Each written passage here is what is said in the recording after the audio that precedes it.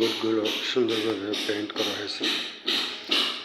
এটা এক ধরনের, এটা পানি কালার করেছি, পানির মতো দেখা যাচ্ছে যে পানির মতো ভাসতেছে সবগুলো।